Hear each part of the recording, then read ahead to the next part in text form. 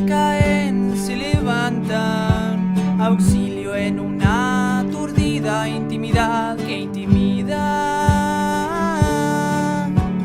Al amanecer digo, hay que sacar la poesía a la calle, la poesía a la calle.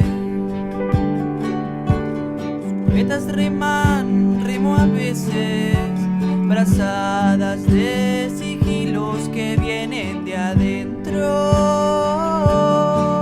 Hay que sacar la poesía a la calle, la poesía a la calle, la poesía a la calle.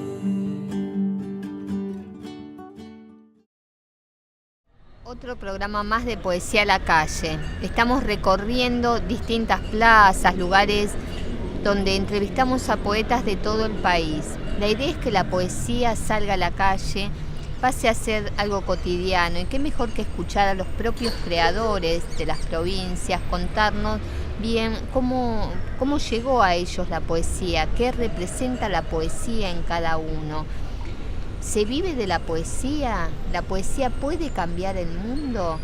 ¿O es capaz un género para algunos, un hobby? ¿Qué es lo que representa el quehacer poético? Una poeta de Salta, Lucrecia Cosio. ¿Cómo llegó la poesía a su vida? ¿Ella siempre escribió este género? ¿O capaz también lo mezcla con narrativa? Bueno, ahora nos va a contar. Hola Lucrecia, ¿cómo estás? ¿Qué tal, Claudia? Muchas gracias por la invitación.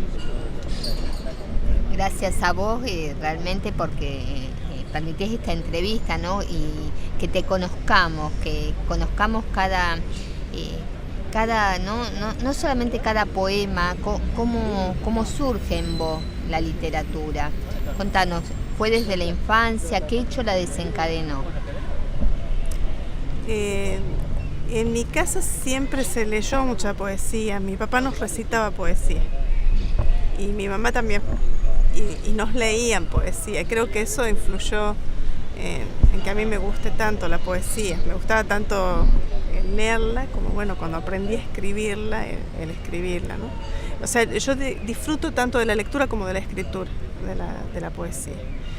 Y sobre algo que comentaste hace un rato, si se puede vivir de la poesía, ese es un tema de debate o al menos de conversación siempre con mis amigas poetas allá en Salta, y también con otros artistas, ¿no? Esto si se puede vivir o no del arte. Bueno, yo la verdad que creo que yo vivo del arte, pero nunca gané un peso haciendo poesía, pero es lo que me da vida realmente, es lo que me gusta hacer, es lo que llena mis días, es la poesía realmente. Ahora, no creo que ni siquiera, no sé, un gran poeta, un Manuel J. Castilla, por ejemplo, pueda vivir que ya, bueno, uno de los grandes poetas salteños, para quienes no lo conozcan, quizás conozcan a su hijo, a Teuco Castilla, acá en Buenos Aires. Bueno, no sé, por nombrar alguno de los grandes referentes de Salta, ¿no? O un Jacobo Regen o una Teresa Leonardi de Ran. Son grandes poetas, pero no creo que puedan trabajar de poetas, digamos. ¿Por qué no se puede trabajar de poeta? ¿Por qué uno no puede vivir, ¿no? Realmente como lo hacen algunos narradores, cuentistas, que viven de lo que escriben? ¿Por qué vos decís que con la poesía es difícil? Bueno, primero creo que es muy difícil transformar en mercancía un libro de poemas. Porque, digamos, en este mundo capitalista, para poder vivir de la literatura, en el caso de los narradores, tenés que vender un producto. O tienen que vender un producto, no es mi caso. Yo escribo alguna narrativa, pero nunca vendí un libro de narrativa. Vendí libros de poesía, pero no para trabajar de esto, ¿no? y creo que es muy difícil que la poesía se transforme en una mercancía. Y creo que menos mal, ¿no? En parte. Pero por otro lado también tiene que ver con que hay muy poco público lector de poesía. Y también es, digamos, me parece que no es sencillo, que no es simple la respuesta a por qué hay poco público lector. Yo soy del área de ciencias de la educación, yo trabajo en ciencias de la educación, ¿no? También tengo mi mamá que es docente, bueno, tengo mucha relación con los docentes. Y no creo que la educación sola ni ningún aspecto aislado de un análisis social sobre el tema pueda explicarlo. Pero sí creo que tendríamos que poner la vista en la educación o darle cierta importancia al momento de tratar de entender la situación. Porque me parece que si es que se llega a enseñar algún tipo de poesía en las escuelas, generalmente se enseña en un plano muy superficial, generalmente en el plano de la reproducción o de la divulgación de los grandes poetas, ¿no? Pero no creo que se enseñe poesía en el sentido, digamos, de la riqueza que implica en sí la poesía, ¿no? ¿Y vos por qué crees que sucede eso? ¿Por qué los docentes capaz, porque suele ocurrir, ¿no? Que capaz toman a los poetas, ¿no? Ya que están en la cumbre así y no le dan tanta, no ahondan dentro del género poético? ¿Por qué ocurre eso? Esto es una opinión, ¿no? Porque no tengo datos científicos o no puedo basarme en ciertas investigaciones sobre el tema, aunque sí creo que hay un sociólogo, Pierre Bourdieu, que en algún momento hace todo un análisis social del gusto y nos puede brindar ciertos elementos para entender esto, ¿no? Él hace toda una serie de investigaciones en Francia sobre cómo el gusto no es algo individual, sino que es algo que se construye socialmente, ¿no? Y cuando hablamos del gusto por el cine, por la poesía, por la literatura, por el deporte, ¿no? O por lo que sea, no solo por la poesía. Y bueno, creo que hay mucho de esto en este interrogante que vos estás planteando, ¿no? De qué manera nosotros aprendemos sobre la poesía, de qué manera llegamos a la poesía. Si esto no sucede, difícilmente nos va a gustar. O sea, difícilmente nos guste lo que no conocemos. Y creo que esto tiene que ver con cierta reproducción también a nivel social, porque creo que muchos docentes no tienen una formación en las áreas artísticas, ¿no? No cuentan con cierta formación que les permita también elaborar o construir un gusto por, no sé, el cine, la poesía, que puedan de alguna manera llevar a sus clases, ¿no? O sea, yo creo que hay muchos docentes que a ellos no les gusta la poesía, entonces ¿cómo va a llegar a los estudiantes, ¿no? Y los estudiantes, ¿cómo lo toman a la poesía? ¿Cuesta llegar a ellos? ¿Creen que es aburrida? ¿Qué es lo que piensan? Bueno, aquí podría responder en base a mi experiencia. Yo soy docente universitaria, no soy del área de letras ni de literatura. Ya dije que soy del área de ciencias de la educación y el área sociológica. Y en ciertas oportunidades recurrí a textos poéticos, ¿no? Con los estudiantes. Pero ¿por qué recurrir a textos poéticos? No en el sentido de la motivación, a mí me parece que no es esa la función ni es ese el sentido de utilizar recursos que tengan que ver con la poesía o otras expresiones artísticas, sino en el sentido de que es otro lenguaje, diferente al lenguaje académico, explicativo, racional. Y pensaba que esto podía facilitar la llegada al tema, digamos, ¿no? O sea que quizás los chicos que no llegan por el lado de lo racional, de lo explicativo, pueden llegar por el lado de la metáfora, de la imagen, de lo poético. Pero esto no sucedió como yo lo esperaba. A veces, digamos, los chicos tenemos que tener en cuenta que como vienen haciendo trayectorias escolares en las que se les ha enseñado mucho sobre un pensamiento racional, sobre un pensamiento académico, sobre un lenguaje explicativo, los chicos llegan mejor por este camino que es el que aprendieron en la escuela. Y muchas veces lo que debería ser más sencillo, porque tiene que ver con la vida misma, que es la poesía, porque nosotros para mí somos seres poéticos. Lo que pasa es que no nos damos cuenta porque vamos opacando lo que tenemos de poesía en nuestro ser en la medida en que nos vamos institucionalizando, ¿no? Entonces pienso que lo que debería ser más fácil termina siendo más difícil y que son muy pocos los chicos que le encuentran sentido a la poesía. Más de una vez me pregunté si tenía que explicarlo al poema y entonces lo destruía, ¿no? en clases. Y bueno, no sé en este momento, la verdad que la respuesta sería no sé, ¿no? Cuando a vos te pasó eso, ¿no? De repente esperabas otra reacción. ¿Qué sentiste vos como poeta?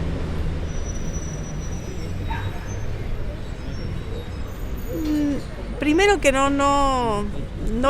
nunca los culpo a los chicos, ¿no? De no haber llegado a tener contacto con la poesía, ¿no? Pero sí creo que cierta autocrítica como parte del mundo adulto, ¿no? O sea, porque sí, muchas veces me pregunto qué es lo que estamos haciendo, porque estamos cada vez alejándonos más de aquello que nos puede, de aquello que puede significar otro plano de pensamiento y otro plano de comunicación, ¿no? Y creo que bueno, quizás está muy desvalorizada socialmente también la poesía, ¿no? Se lo ve al poeta como ese loco que anda por ahí con sus versos. Se le hace el favor de escucharlo. Es muy triste, digamos, ¿no? Es muy triste. No quiero usar la palabra decepción, la estoy tratando de evitar, y en realidad no es decepción, aunque uno lo pueda sentir como una decepción, ¿no? Lo que siento es más bien una necesidad de realizar una fuerte autocrítica, pero no una autocrítica sola, no tiene sentido, una autocrítica a nivel del mundo adulto y a nivel de lo que es el sistema educativo. Ernesto Cardenal, entre otras cosas, ¿no? Hablando de poesía, él decía que muchas veces la gente se aleja de la poesía porque los que producen eso son los mismos poetas, capaz al escribir, ¿no? Para que la gente no lo entienda o que como que ponen un círculo cerrado o que la poesía está en un trono y es para algunos. ¿Vos qué opinás respecto, ya que estás haciendo una autocrítica, vos como poeta, pensás que es así también? Me quisiera correr, para responder esta pregunta, me quisiera correr del lugar de docente y plantear la autocrítica como poeta, ¿no? Creo que el problema no está en el texto poético, entonces, en base a lo que estábamos charlando recién, ¿no? Creo que está en la forma en la que los poetas transmitimos o queremos hacer llegar nuestro mensaje poético, digamos, nuestra poesía o nuestros textos. Creo que ahí está el problema, porque creemos que a todo el mundo le tiene que gustar lo que nos gusta a nosotros y no tiene por qué ser así. Y otra cuestión, la mayor parte de los artistas saben montar espectáculos y los poetas no sabemos. Vamos con nuestra hojita y algunos leen temblando, otros leen finito, otros leen grueso, otros leen extenso. Y pretendemos que el público durante 40 minutos o 60 minutos siga atento a una lectura que aparte no le es familiar. Entonces, para mí, la crítica o la autocrítica no está en la característica del texto poético, sino en la forma en la que los poetas tratamos de hacer llegar nuestros textos, ¿sí? Hay que sacar la poesía a la calle, la poesía a la calle, la poesía a la calle. Hay que sacar la poesía a la calle, la poesía a la calle, la poesía a la calle. Contanos bien vos los libros que tenés publicados, cuál fue el primero y bueno, todos los nombres y en qué se basan cada uno. Principalmente publiqué poesía. Mi primer libro se llama Los subsistemas del caos. Y es, creo, una poesía bastante social, una poesía que tiene mucho que ver con las cuestiones sociales que me interesan. Aunque no le doy ese carácter, digamos, lo estoy diciendo para describirla, porque creo que la poesía, para mí, ¿no? La poesía es social, o sea, pero digamos que tiene que ver con cierto compromiso con lo social, los subsistemas del caos.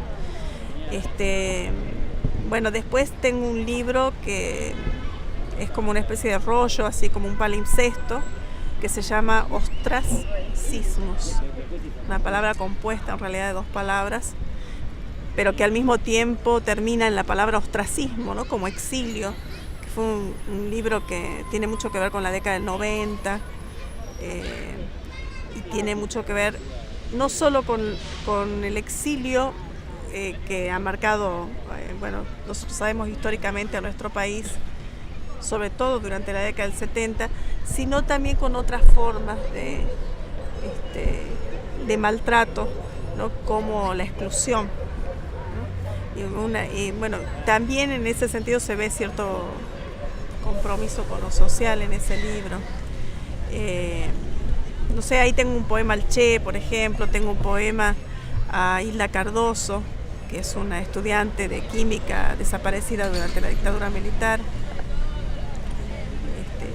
Y bueno, hay otros poemas también sobre, algunos que parten de cuestiones familiares.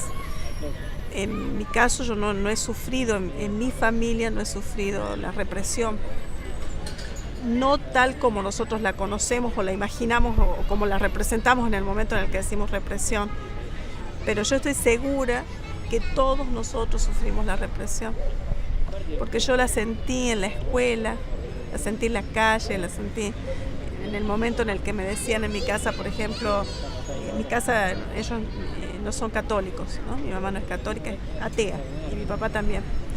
Y recuerdo cuando era muy chica y íbamos a una escuela pública, pero se dictaba religión. Se sigue dictando religión, ese es un capítulo aparte en Salta, ¿no? Pero bueno, yo me acuerdo cuando mis padres me decían que tenga mucho cuidado de no decir que ellos eran ateos, ¿no? Y bueno, si eso no es represión, digamos, ¿no? Todo lo que nuestros padres nos enseñaban a callar, ¿no? Creo que te da cuenta de lo que hemos vivido. Y bueno, eso está presente en ese libro. Hay mucho de mi niñez en el libro y hay mucho de lo que, digamos, mi niñez es la década del 70. Entonces hay mucho también de la historia argentina. Y este último libro, que es Cartapacio, es un libro que fue escrito durante la Guerra del Golfo. Y bueno, aparece el tema de la guerra, del dolor, de la violencia. Se retoman algunas cuestiones que tienen que ver con la dictadura. Por ejemplo, aparece otro poema dedicado a Hilda Cardoso, pero al mismo tiempo hay muchas imágenes relacionadas a la guerra del Golfo vista desde lejos, ¿no? Y bueno, le di una forma, la forma de lo que se llama el libro de artista. Es un libro que se despliega. Voy a leer la presentación del libro porque lo explica mejor de lo que después yo trato de armarlo y creo que mejor está en la presentación. El Cartapacio es apenas una hoja o casi un cuaderno alado, continente de poemas e imágenes que se expanden, rebasando los límites convencionales de las páginas. En ciertos momentos puede leerse horizontalmente y hacia el final en forma de olas o incluso de maneras no previstas. Solo hay que desplegarlo sin temor a que quizás se derrame sobre la mesa o se incorpore y vuele. Las palabras volverán a encontrarse. Bueno, y eso es lo que hay que hacer, ¿no? O sea, desplegarlo. De este lado se ven las imágenes. Las imágenes son de mi hermano, Federico Cosio, él es pintor y hay fotografías también de él. Él es artista visual. Y bueno, de este lado están los poemas. Los podemos desplegar. ¿Y cómo es que se unieron los hermanos para hacer esto? Es hermoso realmente. A mí se me ocurrió primero un abanico y después esta especie de bandoneón, acordeón, no sé qué es mi libro. Y pensé en mi hermano, no sabía qué hacer, cómo darle forma, ¿no? Y él me ayudó, junto con una amiga, Verónica Ardanaz, que también me ayudó a pensarlo al libro. Y después pasó mucho tiempo, no conseguíamos el papel, no encontrábamos ninguna editorial que quiera publicar esto. Y bueno, y finalmente tardé como 7 años en publicar el libro. ¿Todos los libros los editaste vos? El primero no, el primero obtuvo un segundo premio y una fundación me lo editó. El segundo también tiene premio, pero el premio era mención y no tenía publicación. Y por lo tanto decidí hacer un libro de artista, pero terminé editando, creo que son 20 ejemplares nada más. O sea, el rollo, el palimpsesto, como es también un libro de artista, pero a diferencia de es realmente artesanal. En cambio, en este ya intervino la computadora, la informática y la editorial, ¿no es cierto? Bueno, en el caso del segundo son 20 ejemplares nada más, y son 500. Léenos unos poemas del libro. A ver. Voy a leer, voy a leer uno, pero horizontal, para que se vea cómo se puede leer horizontal. ¿Puede ser?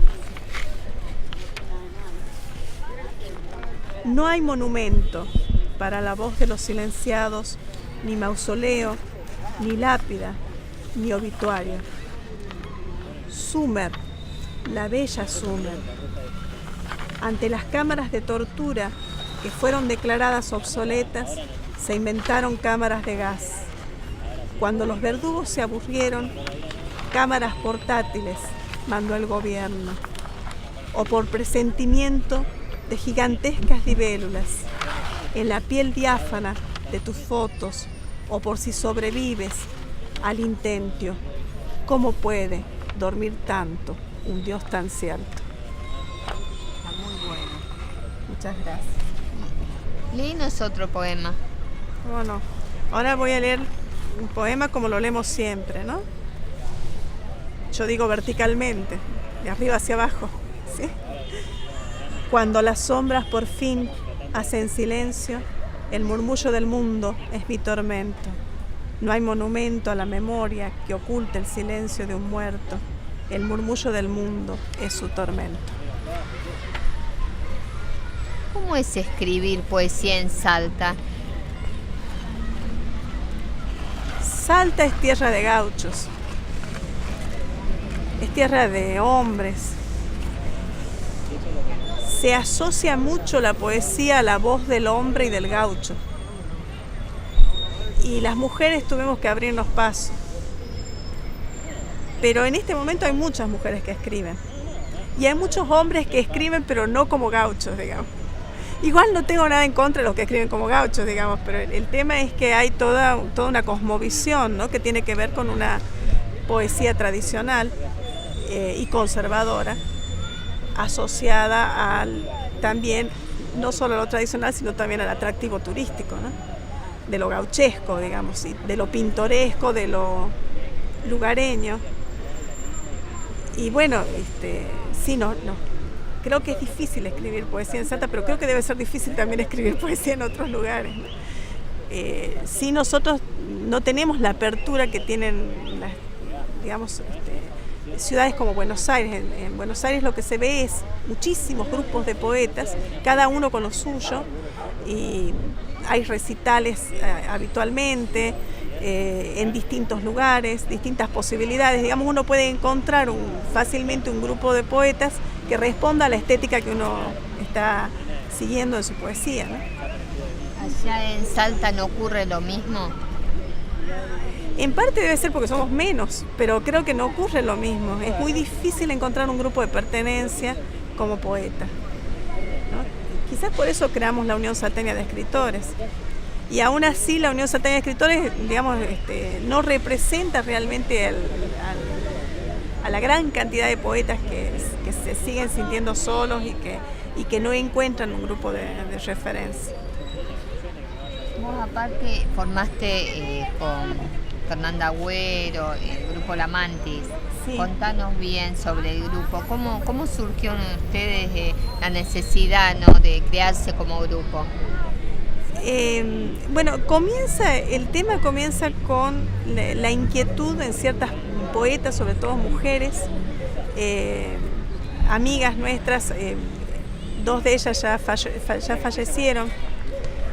Bueno, una de ellas es Ana Gloria Moya, que es narradora, y Leonor Villada, que es poeta, bueno, y algunas otras poetas amigas, por ejemplo Verónica Ardanaz, con quienes pensamos que Salta, digamos, en Salta hay muy poca poesía que tenga que ver con las cuestiones relacionadas a la sexualidad, al amor y al erotismo, o digamos a la sexualidad, al erotismo y al amor, en ese orden, ¿no? Y bueno, la temática del amor y del erotismo es la que nos convoca en el Grupo La Mantis.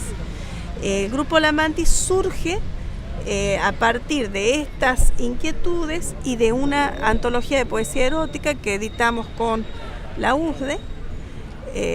Bueno, cuando vemos todo lo que empieza a movilizarse y a circular a partir de esta antología, conformamos este pequeño grupo en el que, bueno, en este momento somos 3 poetas y nuestra maestra, que es Cookie, Teresa Leonardi, y los 3 poetas, Darío Villalba, Fernanda Agüero y yo. ¿Cómo surge el poema? ¿Surge así instantáneamente? ¿Lo tenés durante un tiempo hasta que le da forma? Nunca me pasó que yo diga, bueno, a ver, son las 8 de la mañana, me voy a sentar a escribir un poema.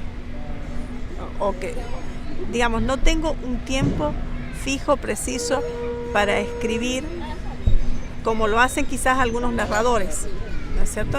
Que se levantan a las 6 de la mañana, a las 7 de la mañana a escribir, después hacen un recreo. Yo no tengo eso. Lo que me sucede es que de pronto se me ocurre un verso. Lo anoto en una libretita, siempre tengo alguna libretita a mano, y a veces sigo, depende de la situación. Por ejemplo, si estoy en una plaza o en un bar, posiblemente sigo escribiéndolo. Y a veces estoy, qué sé yo, cocinando y están los chicos saliendo para sus actividades y yo tengo que salir en media hora y no puedo hacer eso. Entonces, bueno, por lo menos lo dejo anotado y después lo retomo en otro momento. ¿Vos podrías vivir sin poesía? No me imagino. Para mí la poesía ha estado siempre presente. No me imagino vivir sin poesía. Pero tampoco puedo vivir sin la música, ¿no? O sin otras formas de expresión, ¿no?, de lo humano. Porque para mí el arte son formas, o las artes son formas de expresar lo humano, lo que nos pasa día a día, ¿no? Para mí la poesía es muy cotidiana y no me imagino sin la poesía. Es más, yo creo que muchas personas pueden creer que viven sin la poesía y no se dan cuenta cuánto de lo poético está en sus palabras, en sus formas de ver un árbol, de relacionarse con la persona que aman. Las elegías caen, se levantan, auxilio en una aturdida intimidad que intimida. Al amanecer digo, hay que sacar la poesía a la calle, la poesía a la calle. Los poetas riman, rimo a veces, brazadas de sigilos que vienen de adentro. Pareciera ser una lucha contra la corriente, pero no lo es. Hay que sacar la poesía a la calle,